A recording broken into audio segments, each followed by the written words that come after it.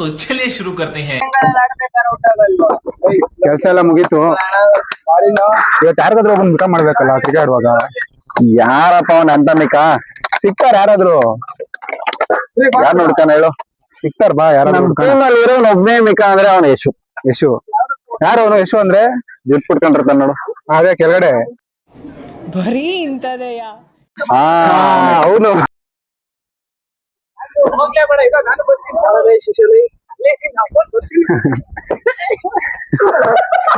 ಅಲ್ಲ ಹೇಳಿ. ನಾವು ನಿಮ್ಮ ಅಭಿಮಾನಿ ಅಣ್ಣ, ನಿಮ್ಮ ಅಭಿಮಾನಿ ಅಣ್ಣ. ಓ ತಂಡ ಶಿಷ್ಯ ಕಣ. ಯಾರವನು? ಜುಟ್ಟು ನಮ್ ಯಶು ಕೆಳಗಡೆ. ನನಗೆ ಎಷ್ಟು ಚೀಪ್ ಅನಿಸ್ಬಿಡ್ತು ಅಂದ್ರೆ ಥೋ ನಿಮ್ಮ ಈ ತರದೆಲ್ಲ ಇದಾರೆ ಜನ. ಅವನ